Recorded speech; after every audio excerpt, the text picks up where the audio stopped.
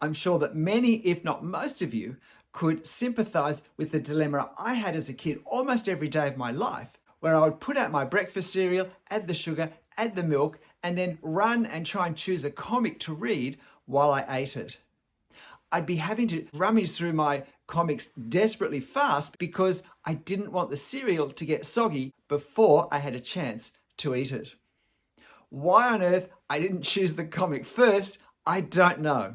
I think the adult equivalent now for most of us is we have maybe an hour and a half to watch something of an evening, but we spend 45 minutes scrolling through the Netflix options trying to find one, but always being afraid that the one we really want to see will be the one we find next. And so we just keep looking until we finally realize there isn't time to watch any movie, and we end up stacking the dishwasher and going to bed. But I think there is a drawing equivalent of this. We want to draw, we realize we have, say, 20 or 30 minutes to draw, and we think, great, I'll find something to draw, and we start rummaging, trying to find a photo. We go through our camera roll, can't find anything that we want to draw that we haven't already drawn. So we maybe grab some magazines and start scrolling through online to find something we can screenshot, get distracted by a couple of articles that we look at, or simply some interesting photos that we have no chance of drawing, but they're great to look at. And then we suddenly realize that we've only got 8 minutes left, and by the time we print something off with our really slow printer, there's just not going to be time to draw it. Do you know this feeling? If you do, I've got not just a great solution to that problem, but a fantastic addition to your drawing improvement and development.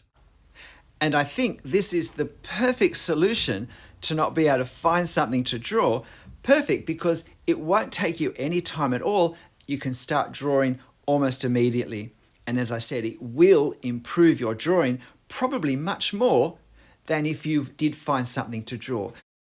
Because what I want to suggest is that you go to wherever you keep old references, and if you don't keep them, this is a good reason to keep them, and to find something you've already drawn, preferably recently, and preferably something you can do in the time you have available, and maybe even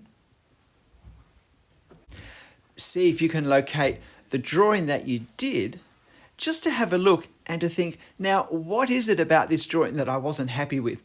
Or what is it about this drawing that I can see now isn't quite right, where I didn't get the proportions correct, where I didn't line things up the way I might have? I often talk about the importance of critiquing, of looking at our drawings and working out what's not quite right, or what didn't I capture, or what could I have done differently that still would have improved my drawing? How could I have perhaps gone beyond the reference in some way? Tweaked the values, rearranged the composition a little bit. Tremendously important educational practice to do, particularly if we're self-taught. Well, to redraw a drawing that we've already done, and preferably very close to when we've drawn it the first time, is like critiquing on steroids. Because not just do we look at our drawing and think, okay, what could I have done better? But we then sit down with a pen and paper and we do it better.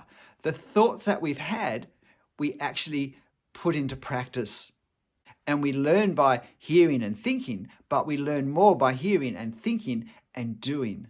And while it doesn't mean that our second capture of the same scene is going to be perfect, it almost certainly will be more effective than the first one we've done, because the second time we're able to use all the observation and experience and thinking and then critiquing of the first drawing, of the first exercise, and having all that now in our drawing toolkit, we're able to use it to make better choices for where we want to go with the drawing. Now, this may not work as well with a very long drawing, but certainly anything up to 30 minutes, this is a great technique to use to learn and improve in a very obvious and therefore encouraging way our drawing.